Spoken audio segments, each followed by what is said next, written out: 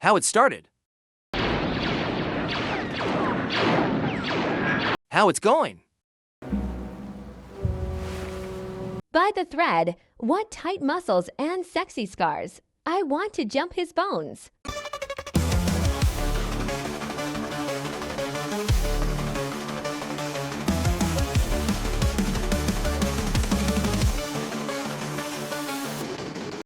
Well, how does it look? Oh, Mama, you didn't tell me it would be like this. The Acolyte commits the cardinal sin of breaking the illusion to a point that makes the show nearly unwatchable. The characters are weak, unconvincing, and mostly unlikable. The plot is nonsensical and forced. The acting is largely subpar.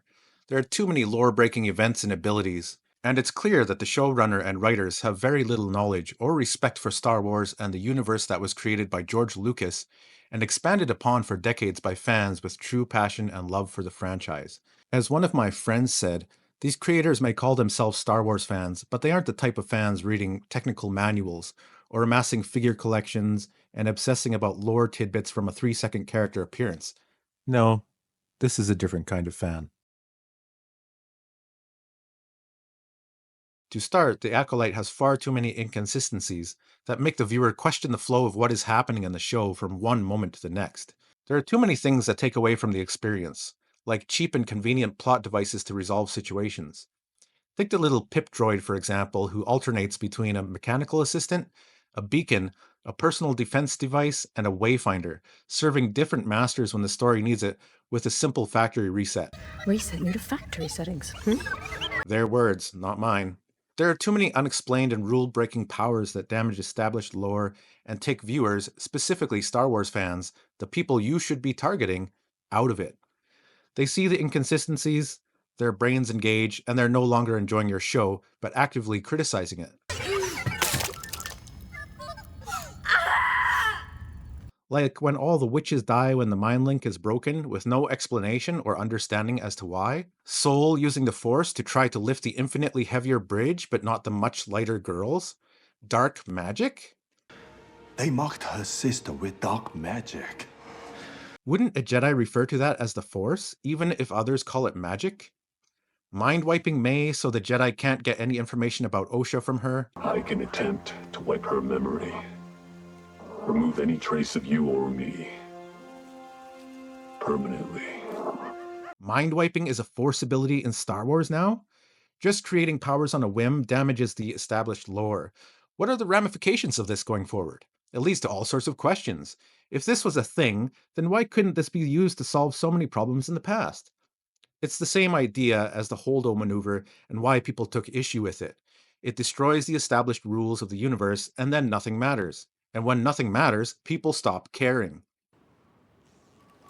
Other inconsistencies within the show or with simple understandings of logic and the rules of physics pop up all over the place. Like how Osha and May both survive crash landing on a planet, which is too many in a series. It's too coincidental that two people can survive what should normally kill them when one shouldn't even have survived in the first place. It strains the bounds of credibility and becomes distracting. Or how Soul didn't tell the Council about Osha because there was no proof that Osha was created by the Force without May. Now that you and Osha are both alive, I can prove it. Even though we're already shown blood samples, DNA, and waveform matches. You know, concrete proof. Only a virgin could create that type of power. How about when Vernestra immediately senses Chimere when the Jedi land on the planet, Brendok? But the Jedi were unable to sense the witches on the same planet, who are also Force users. So why can Vernestra sense Chimere? Is it because they have a connection? Everything we know about Star Wars says that Force users can sense other Force users. I sense something, a presence I've not felt since... Vader's here. Now, on this moon. How do you know? I felt his presence. Oh, and the witches are just on the other side of this forest from the Jedi. It's not like they're far away. So what is it? Why does it work now, but not before? Or when Osha fixes an elevator that was broken from the other side and high above, attached to a facility that has no power because the entire reactor blew up. No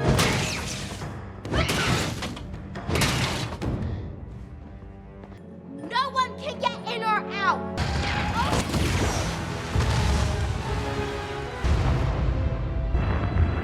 Then the elevator somehow still has power? 16 years later? Or how about when Osha kills Soul, then is happy to wait for the Jedi to find her because they'll explain what Soul did? We'll explain what Soul did.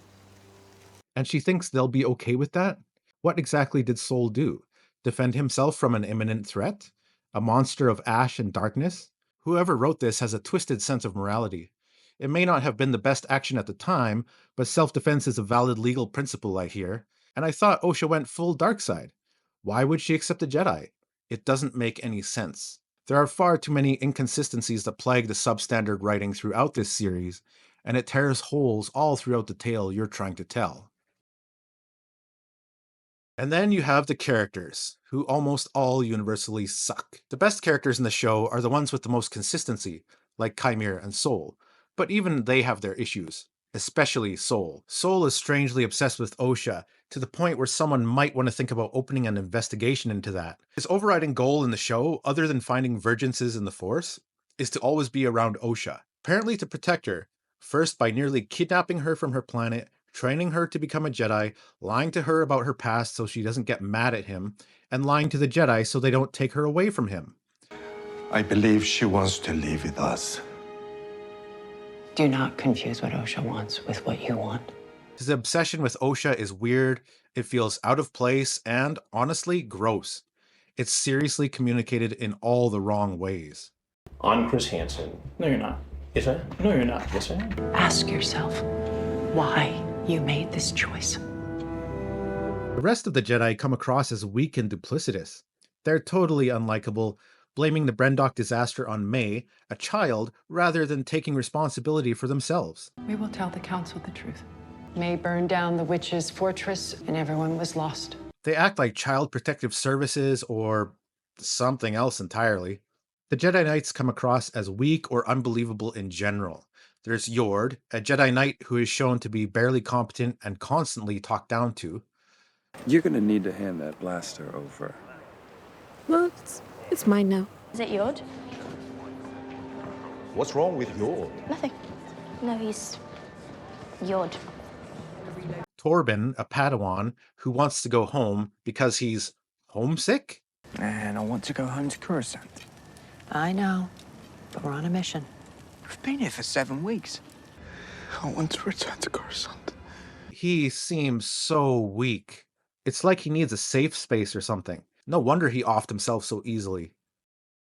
Then we have Jeki, the Padawan who acts like she's Yord's superior and can outfight any other Jedi around her, except maybe Soul.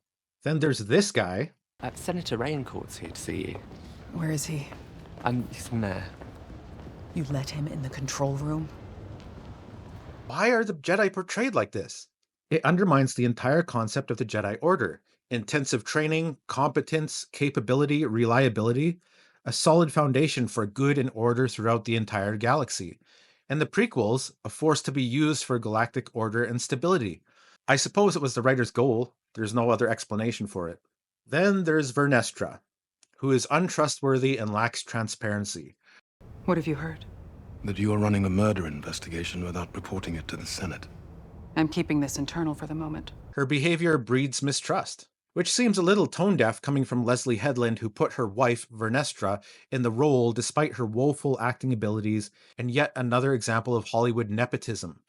How much of the 180 million slice of pie did she get? The audience knowing this only begs for comparisons to be drawn to the unlikable, dishonest Vernestra and the actress, and by extension her wife, a showrunner with little experience and Harvey Weinstein's former personal assistant, who was appointed by Kathleen Kennedy, an incompetent executive who has purportedly made it her mission to empower women in Lucasfilm by hiring Harvey Weinstein's former personal assistant and giving her a $180 million budget to run a show pushing gay, feminist, and socialist agendas to fans of what was traditionally a boy franchise that focused around wars in space. The lack of self-reflection among the writers and creators is astonishing. Of course, anyone with any knowledge of the staff at Lucasfilm will make the comparison, and having your Nepo wife play a dishonest, defensive mouthpiece for power, resistant to change and transparency, and unable to take criticism, is the height of irony. Vernestra lies to the Senate about Soul, saying he killed his fellow Jedi to cover up what he did on Brendok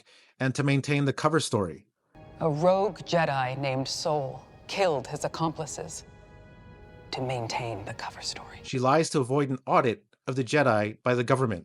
I think this production should be audited. Hell, all of Disney should be audited at this point. Then you have Osha and May, with unrealistic character arcs and developments in their goals, emotional development, and physical and force abilities. May flip-flops so many times in the show, it's embarrassing. She goes from killing 2 Jedi and the attempted murder of a 3rd to turning herself into the Jedi when she learns that her sister is alive. What I'm going to do is surrender myself to Kelnaka, and then turn myself into the Jedi. To trying to stab a 4th Jedi in the back, and when she escapes, she doesn't want to kill that very same Jedi anymore, and instead wants him to answer for his crimes. No. I want him to face the High Council. I want him to pay for his crimes. Then smiles at her sister as and right after she kills Soul, who she just said she doesn't want to kill. The flip-flopping makes your head spin and makes for the least compelling character since Jar Jar Binks. Osha's not much better. She goes from worry about the path of the dark side from one episode to full dark side in the next episode. She has little to no force powers, then suddenly has a vision of the future. She is seemingly weak and not in control when Chimere captures her in one episode, and in the very next moment in Showtime, after wearing a helmet once, Chimere is now the follower, and Osha is extremely confident, calm, and in control of the entire situation. Everything is unearned. One scene in particular encompasses all of the negatives of this show in a neat little package. When Osha and May meet in Brendok, they're completely switched, with Osha acting like May and May acting like Osha.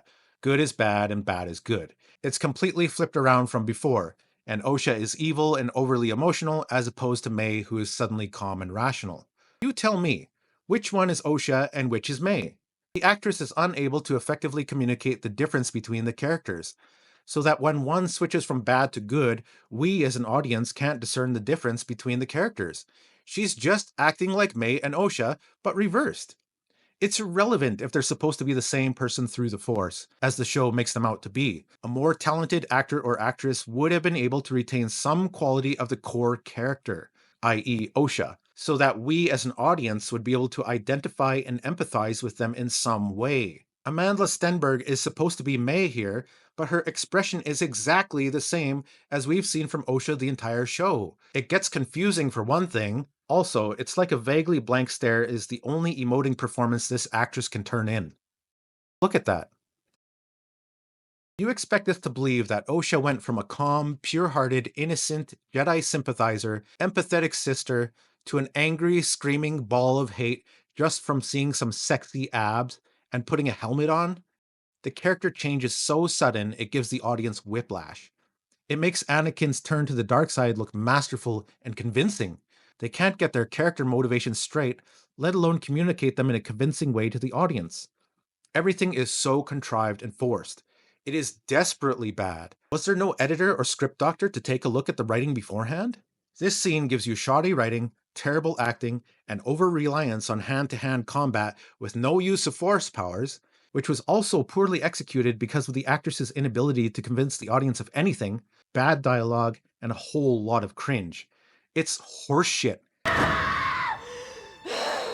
Then Osha suddenly has the ability to force choke and kills Soul. Yes, she's gone full Sith. Even if you can accept that she's extremely powerful in the Force, despite washing out as a Jedi when she was younger, and that she can quickly tap into the dark side because of her emotions, the way it is portrayed on screen is too calm and in control. She was just screaming her head off irrationally at her sister in the previous scene.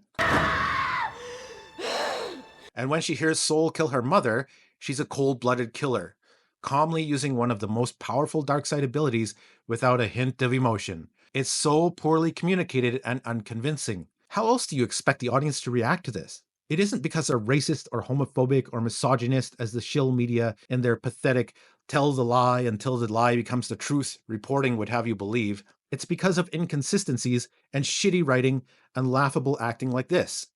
You hired someone who wasn't up to task for the role you put her in. Aside from the awful characters, the Acolyte, in an effort to relate to Star Wars fans, tries to make callbacks to past entries in the franchise, which comes across as weak and simply draws attention to far superior efforts that have come before. Like this fighter pilot helmet, There's no reason to wear it, it's just cosplay and looks absolutely ridiculous. Or how about Kai Adimundi? No matter how lore-breaking it is to place him here. Impossible. The Sith have been extinct for a millennium. Or Bespin and Luke. Or Yoda. What about Darth Plagueis? Why call back to something that you probably know fans like infinitely better than what you're showing them?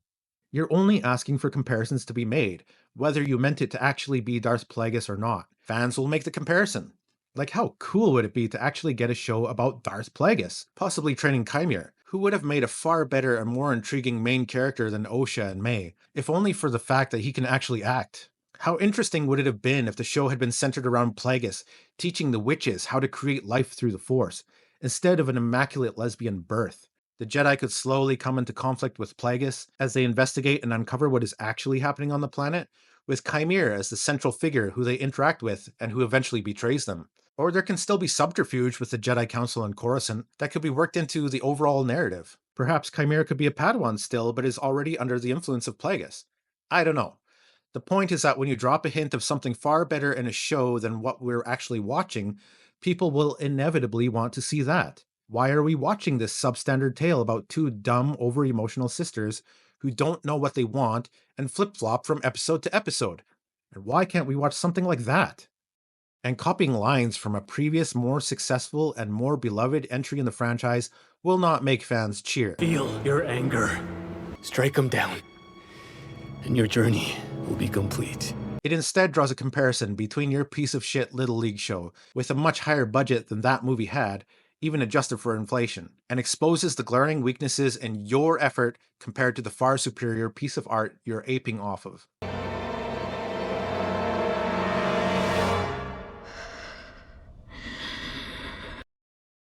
There are some positives to the show despite my incessant complaining. The CGI is mostly good, the locations look decent for the most part and highly produced. There's a nice variety of aliens that look better than what you'd get in the average Voyager episode. And what is that? The fighting and choreography is very good.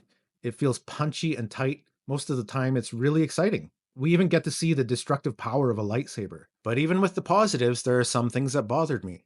The fighting is too focused on lightsaber combat, ignoring a whole range of Jedi Force powers which would have come in awfully handy in the fights, like speed, jumping, force shield, push, pull, etc. We finally do get to see one cool scene where it all comes together, which is pretty amazing, but it's few and far between. And while the hand-to-hand combat is also fast-paced and well choreographed, there's too much reliance on it because it looks cool. Never mind that it feels out of place in Star Wars and more at home in The Matrix. The bulk of the fighting is between people trained in the Force, and they spend most of the time punching and kicking instead of using their powers, the powers that would give you an innate advantage over your opponent. Well, how does it end? It ends with a whimper. Vernestra wants May's help to find her former pupil, Chimere, hinting at what could have been a more interesting story, and Chimere and Osha are together, staring off into the distance. Osha is bad now, and May is good. The whole show is one big switcheroo, which felt like a waste of time and a setup for something potentially far more interesting. They should have started the show at this point and forgotten this season altogether. To be honest, I don't know how the show gets a second season, but if Disney is happy to dump $180 million on this steaming pile, then I guess anything is possible. How is it that expanded universe books, comics, games, etc. could so often capture the feel of Star Wars, and Disney so consistently fails? With all of the issues the show has, in the end it feels like fan fiction. The Jedi are front and center because that's all the creators know about Star Wars. Never mind the rest of the rich universe out there. The only Disney Star Wars products I've liked so far are Rogue One and the first and second seasons of The Mandalorian. I've heard Andor is good, but by that point I was getting tired of getting sucker punched and just stayed away. Everything else has been a pale imitation of the superior ideas that went before, and ever more infested with woke nonsense at the expense of storytelling. As the guys over on Midnight's Edge point out, Disney took a boys brand, which they bought specifically because they wanted a boys brand, and turned it into a girls brand, leaving hardly anyone satisfied with any of it, and I couldn't agree more. There's way too much signaling and inserting modern politics at the expense of good storytelling. It's in a galaxy far, far away and a long time ago. Play with it a little. Don't get stuck in this stupid idea that sci-fi or fantasy has to reflect the world we live in. We don't watch Star Wars to be reminded about the modern world. We watch it to escape the world. It's escapism. Have some fun with it. Does this devalue the Star Wars brand? Absolutely. There is such a thing as devaluing your franchise with too many substandard products. It's happened to Star Trek, it happened to Terminator, Alien, Doctor Who in a big way, and on and on. The creators at Disney aren't the people with massive collections of various sci-fi and fantasy properties amassed over decades. These are people who jumped on the nerd bandwagon when it became cool after the Marvel movies blew up. People who probably wouldn't have been caught dead liking this nerdy stuff until it became mainstream. These aren't the people who helped build the industry with their passion, devotion, and creativity. These are fair weather opportunists, jumping into a beloved franchise and trying to change everything about what made it so special in the first place to suit their own agendas and desires, and in the process, killing the thing we used to love. As for the show itself, well, good writing is something you don't notice. You're being entertained. You're into the experience. It has succeeded in selling the illusion, without your brain being nudged one too many times to engage and start wondering about all the weird, inconsistent shit going on. The bad dialogue, the worse acting, the not so subtle activism, the plot that makes no sense, and on and on. That's what The Acolyte does, and that's why it's a bad show. Period.